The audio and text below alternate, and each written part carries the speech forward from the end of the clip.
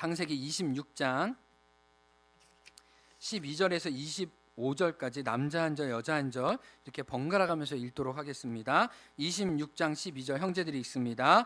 이삭이 그 땅에서 농사하여 그의 100배나 얻었고 여호와께서 복을 주심으로 그 사람이 창대하고 왕성하여 마침내 거부가 되어 양과 소가 때를 이루고 종이 심이 많음으로 블레셋 사람이 그를 시기하여 그 아버지 아브라함 때 그 아버지의 종들이 판 모든 우물을 막고 흙으로 메었더라.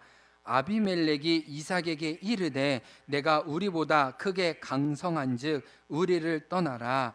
이삭이 그곳을 떠나 그랄 골짜기에 장막을 치고 거기 거류하며 그 아버지 아브라함 때 팠던 우물들을 다시 팠으니 이는 아브라함이 죽은 후에 블레셋 사람이 그 우물들을 메었음이라. 이삭이 그 우물들의 이름을 그의 아버지가 부르던 이름으로 불렀더라.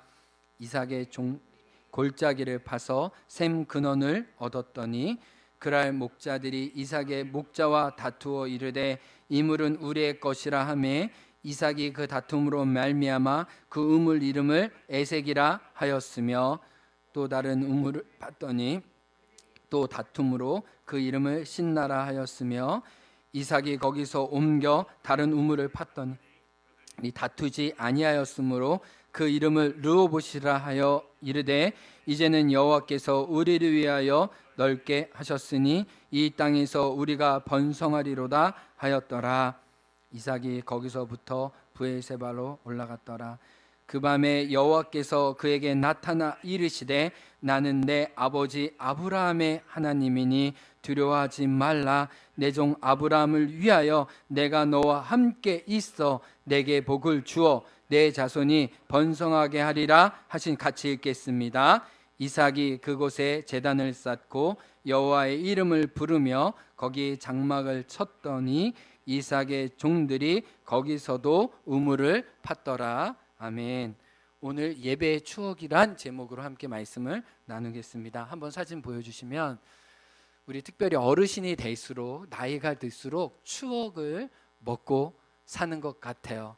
우리 권현주 집사님 한폼 하시잖아요. 예, 오전 예배 때는 차마 계셔서 못 보여드렸는데 안 계셔가지고 네.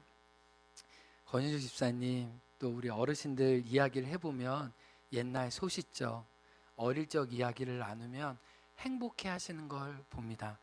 우리 이번 주 우리 목요일날 우리 유재리 집사님 병원 신방 갔을 때 저희가 그 메밀꽃 제주에서 이제 메밀 국수 먹고 이랬는데 장현주 권사님이 저한테 서울에 무슨 냉면을 아냐고 해서 제가 태어나지도 않을 적에 냉면을 얘기하셔가지고 제가 모릅니다라고 얘기를 했는데 무슨 뭐 서울에 무슨 냉면집이었어요. 근데 그 당시에 우리 어르신들에게 굉장히 유명한 냉면이었던 것 같아요. 그래서 어떤 냉면 하면 그 추억이 담겨져 있는 것처럼 우리 어린아이나 어른 모두 그런 추억의 장소를 모두 그리워하고 재현하기 원하는 마음이 우리에게 있는 것 같아요. 근데 오늘 본문을 가만히 보면 아브라함의 추억이 풍성히 깃들여졌던 브엘세바에 똑같이 하나님의 아들인 이삭에게 영적인 양분을 주시고자 그 사랑하는 이삭을 그랄에서 추억과 임재의 자리인 브엘세바로 옮기시는 장면이 길게 기록되어 있어요. 근데 오늘 말씀의 출발은 그렇게 좋지 않습니다. 이주민이었던 이삭은 그랄 땅 애굽과 가까운 땅에 머물러 있으면서 부자가 되었어요. 그래서 그 지역 사람들이 너무 시기할 정도로 많은 재물과 재산을 가지고 있었습니다. 그래서 오늘 말씀해 보면 그랄 땅 블레셋 사람들이 이삭 외지인이 우리보다 너무 잘 되는 것을 보고 마음이 싫어해서 그를 질투하고 쫓아냈다고 이야기를 합니다. 이삭은 잘 살았던 우물을 그들에게 내어주고 새로운 장소로 출발하게 돼요. 그래서 오늘 말씀해 보면 그랄 골짜기로 이렇게 보게 됩니다. 우리 제주도에는 이렇게 좋은 자리가 있잖아요. 풍수지리적으로 보면 뭐 물질도 할 수 있고 뭐 이렇게 좋은 자리가 있잖아요. 그런 한 가운데 살았던 이삭이 이제는 그 우물도 그랄 사람들이 다 메꾸어 버리고 너는 이제 우리와 같이 살 수 없으니 저 험한 곳으로 가라 라고 해서 오늘 말씀해 보면 이삭과 그 모든 가문이 그랄 골짜기 험지에 추방되게 됩니다. 잘 나가던 사람이 변두리의 인생으로 바뀌는 거죠. 그 변두리에서 이삭은 살아야만 했어요. 그래서 양과 소떼를 얻는 이 목축업이었기 때문에 다시 한번 우물을 팝니다. 우물을 아마 열심히 팠을 거예요. 그 우물을 판 곳에서 샘을 얻을 찰나 그랄 사람들이, 마을에 살던 그랄 사람들이 이삭에게 있는 골짜기까지 찾아와서 이렇게 얘기합니다. 이 그랄 골짜기는 우리 땅이잖아. 우리 땅에서 너가 우물을 얻었으니 이건 우리 걸로 하자.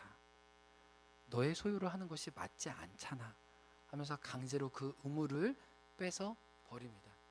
이삭은 어이가 없어요. 아니, 나를 보호해 주겠다고 이야기하고 하나님이 너와 함께 하시면 안다라고 나와 같이 지내자고 얘기할 때는 엊그제더니 이제 내가 너무 잘 되니까 너희들이 나를 시기해서 나를 이렇게 우물도 메어버리고 골짜기로 내몰았어. 그런데 이곳에서 내가 살아보려고 하니까 나의 우물도 메꾸어버리고 아니 내 땅이라고 내 우물이라고 얘기한다고? 이거 너무 적반하장이네. 이 사람들 너무하는 거 아니야? 라는 원망하는 마음이 들었어요. 그래서 그들은 텃세를 부렸습니다. 텃세를 부리면서 생떼를 쓰고 있어요. 이제 우리 것이라고. 그러면서 광야의 골짜기로 내몰렸던 이삭이 한 번 더 양보를 합니다. 그래서 어디로 가냐?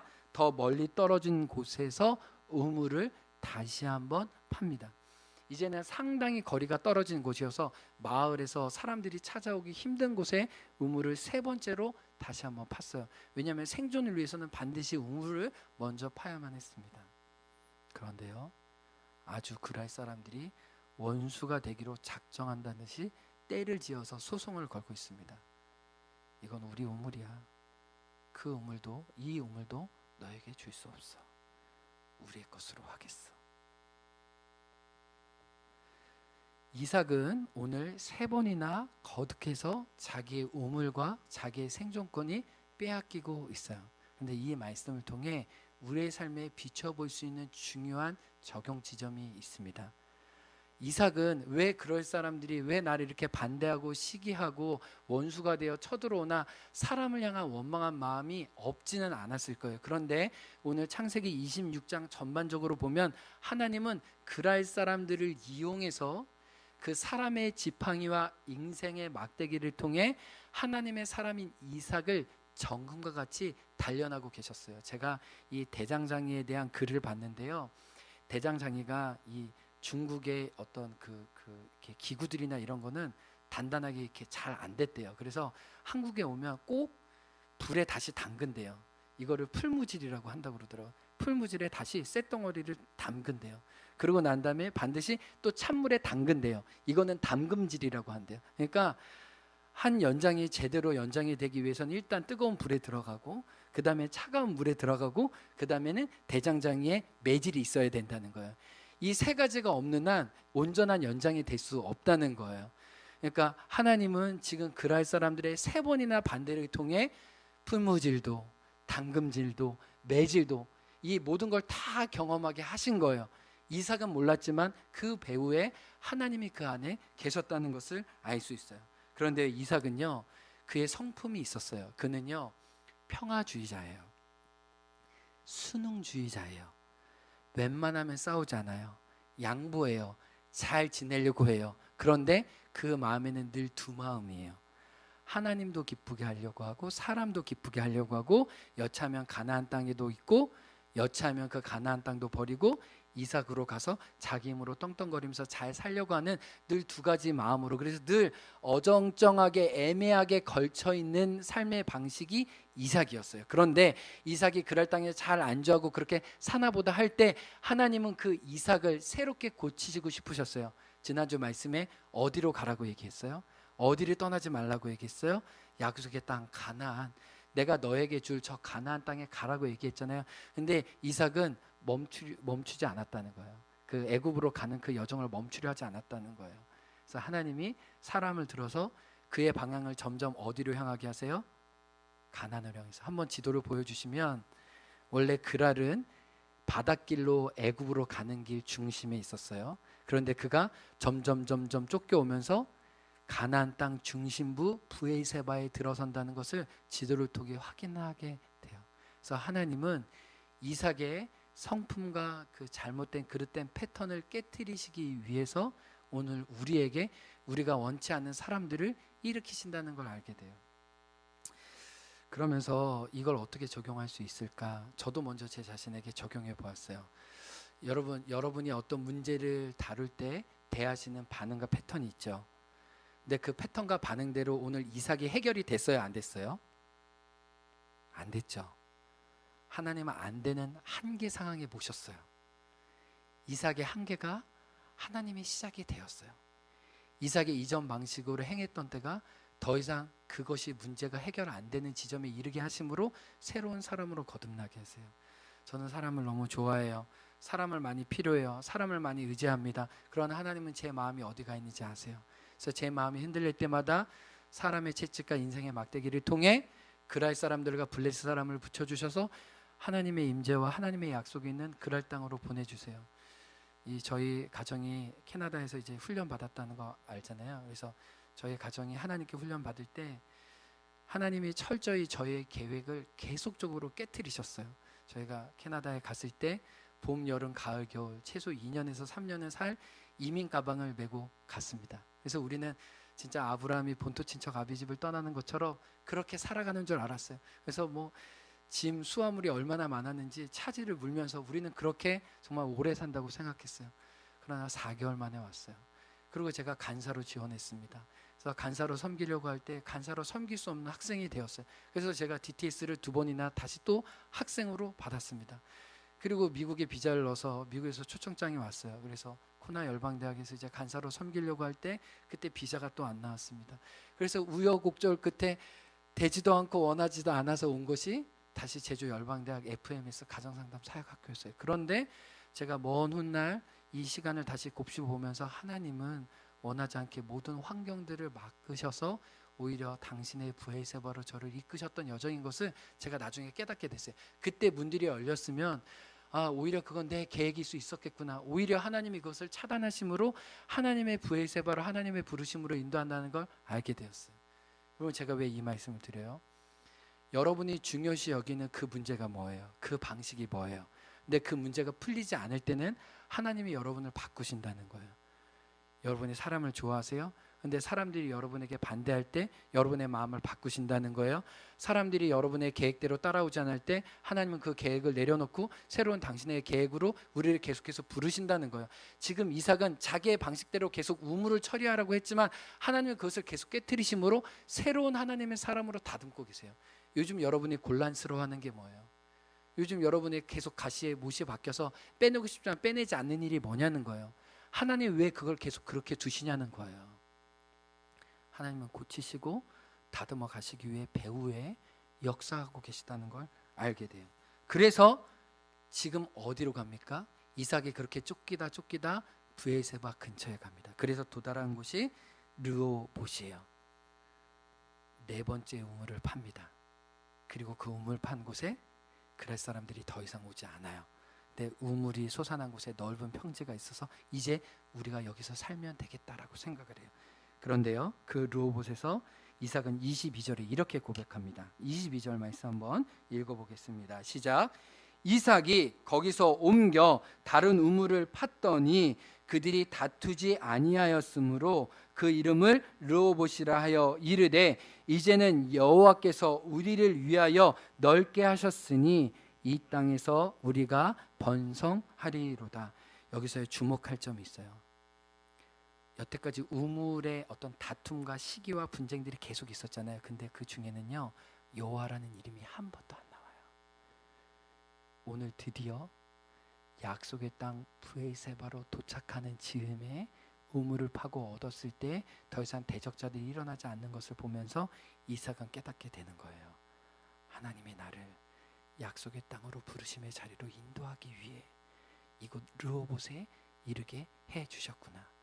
우물을 내가 판다고 해서 내 것이 아니라 하나님이 허락해 주셔야 이 모든 것이 나의 것임을 주장하면서 르호봇, 하나님이 나에게 살 기회를 주셨습니다, 기회의 땅입니다 라고 고백한 곳에서 하나님을 인정했다는 거예요. 우리 그 유명한 시편 127편 1절의 말씀을 우리 같이 고백하겠습니다. 여호와께서 집을 세우지 아니하시면 세우는 자의 수고가 헛되며 여호와께서 성을 지키지 아니하시면 파수꾼의 깨어 있음이 헛되도다. 여러분, 여러분의 우물은 뭐예요? 여러분이 지키려고 하는 성은 뭐예요? 하나님은 계속해서 그걸 안 되게 하십니다. 왜요? 어디로 보내기 위함이에요? 여러분과 저를 브엘세바로 이끌기 원하심이에요.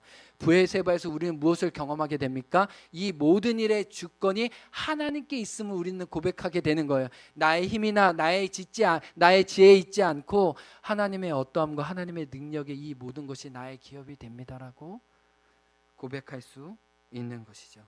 그리고 이삭은 그 하나님을 고백한 자리에서 믿음의 도전을 시작합니다. 믿음의 도전은 이제 어디로 갈까요? 그 르호봇을 떠나 아직 순종이 이르지 않았던 진짜 순종의 자리 어디로 가요? 브엘세바에 갑니다. 진짜 중요한 게 무엇인지 아는 거죠. 오늘 본문을 보면요, 하나님은 그 아래에서 브엘세바로 가는 이 여정을 굉장히 집중하고 계세요. 그리고 브엘세바가 하나님의 약속의 땅인 것을 아주 도드라지게 표현하고 계세요. 근데 왜 브엘세바가 중요할까요? 여기에 영적인 신학적인 존재론적인 의미가 있어요. 그 아버지 아브라함이 하나님을 절절하게 고백한 곳, 영적인 양분이 가득 묻어져 있는 곳이 브엘세바예요. 여러분 혹시 가슴이 답답하거나 이렇게 가슴이 먹먹할 때 하나님을 간절히 찾으면 옛날에 하나님을 만났던 그 공간과 장소가 생각나지 않으세요? 그 기도원이 될 수도 있고요, 그 예배의 장소가 될 수 있고, 그런 그 간절함이 있지 않으세요? 그곳에 가서 주님을 다시 만나고 싶었던 그 뜨거운 열망이 있지 않으세요?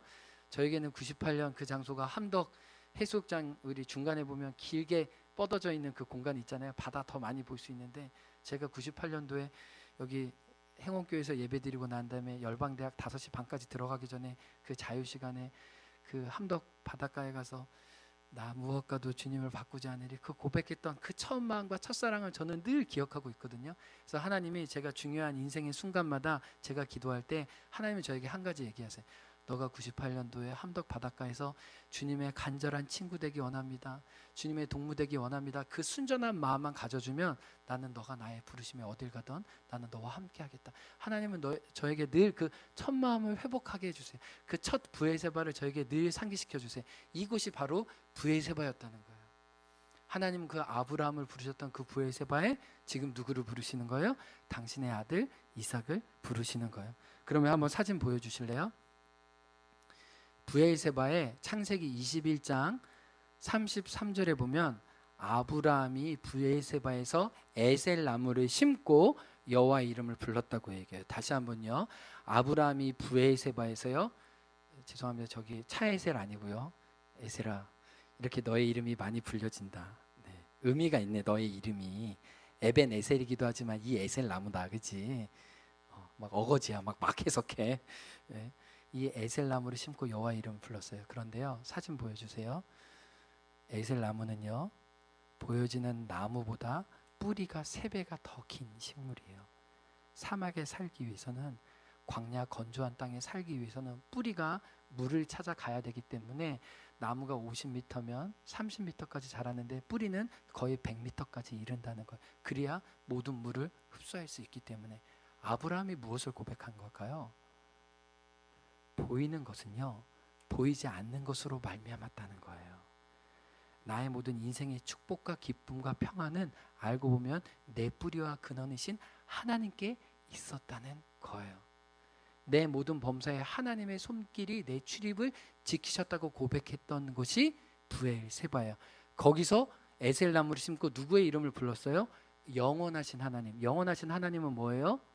죽지 않으시는, 죽지만 다시 살게 하시는 부활의 하나님을 고백한 것이 브엘세바예요. 그리고 난 다음에 창세기 22장에서 브엘세바 이 예배가 있은 다음에 하나님이 이삭과 아브라함을 어디로 인도하세요? 동일하게 같이 모리아 산으로 인도하시는 거예요. 그래서 모리아 산에 가기 전에는 반드시 어떤 장소가 있어야 돼요? 브에세바가 있어야 돼요. 예수님이 십자가로 가시기 전에 갈릴리의 여정이 반드시 있어야 했던 것처럼 아브라함과 이삭은 브에세바에서 하나님을 예배하는 마음을 회복하고 영원하신 하나님 때문에 죽어도 다시 살아날 수 있는 모리아 산으로 갔던 거예요. 근데 이삭이 이 기억이 있었을까요? 없었을까요? 이 추억이 있었을까요? 없었을까요? 마치 장윤 여사님이 40몇 년 더 지난 냉면집 하나를 저에게 아냐고 물어보는 것처럼 그 냉면집 있으면 제가 사드리겠습니다, 권사님. 마치 수십 년 전에 아버지는 떠났지만 아버지와 함께 영적인 흔적과 거룩한 예배자의 마음으로 새롭게 되었던 그 브에세바로 아브라함은 없지만 누구를 부르시는 거예요? 이삭을 부르시는 거예요. 근데 오늘 성경은요, 한번 보실래요? 23절에 보면요, 이삭이 거기로부터 브에세바로 올라갔더니 24절에요. 무슨 밤에요? 무슨 밤에요?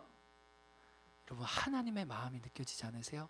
그날 밤에 짐을 풀기도 전에 브에세바에 도착했을 때 하나님은 아브라함에게 나타나셨던 것처럼 이삭에게 똑같이 나타나셔서 내가 아브라함을 축복하고 너를 지킨 것처럼 내가 너를 떠나지 않으리라, 내가 너를 버리지 않으리라, 그러면서 두려워하지 말라라고 얘기하세요. 너가 우물에 쫓겨서 이 브에세바에 왔을지라도 이 배후에는 당신이 있었다는 거예요. 너를 예배자로 세우기 위해서, 이 모든 뿌리에 너 인생의 중심에 나인 것을 알게 하기 위해서 너의 믿음의 고백이 세워진 이 브에세바로 너를 이끌었다고 얘기하시는 거예요. 이제는 사람이 너의 우물을 지켜주는 것이 아니라 나 여호와가 너와 함께 있어 너의 생사를 지켜주겠다고, 너의 진정한 우물의 근원 샘이 되어주겠다고 그날 밤에 주님이 말씀하신, 그날 밤에 하나님의 타이밍이 중요한 거예요.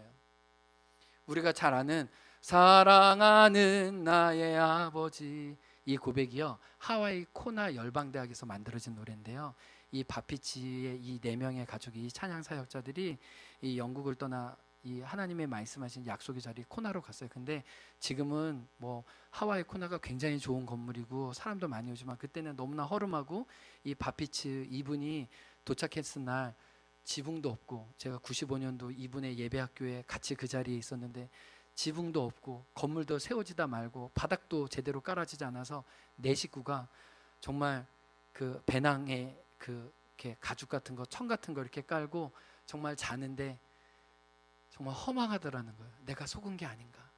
하나님의 부르심이 맞는가? 내가 이 4명의 아이들 데리고 여기 온 게 맞는가? 망망대해라는 생각이 들었다는 거예요. 그런데 지붕이 덮어지지 않는 이 하와이의 아름다운 별 하나를 보면서 하나님의 아브라함과 이삭에게 하셨던 약속을 떠올린 거예요. 내가 너를 별과 같이 너의 자손이 수많게 많게 하겠다. 그리고 그 자리에서 일어나서 하나씩 읊조린 게 사랑하는 나의 아버지라는 고백인 거예요. 그날 별을 통해서 하나님의 말씀을 듣고 그가 하나님께 고백드려진 노래가 지금 전 세계 모든 사람에게 사랑하는 나의 아버지 이름 높여드립니다라는 고백으로 태어난 거예요. 오늘 하나님이 왜 오늘 우리에게 이 말씀을 주세요? 이삭이 브에세바에서 하나님을 예배하는 마음이 회복되었던 것처럼 하나님은 우리에게 회복되길 원하신다는 거예요. 그래서요, 이것을 표로 요약하면 이렇습니다. 제가 앞에 읽으면 여러분 보이시는지 모르겠는데 좀 뒤에를 읽어주세요. 화면을 좀 이렇게 확대할 수 있으면 좀 목사님 확대해 주세요.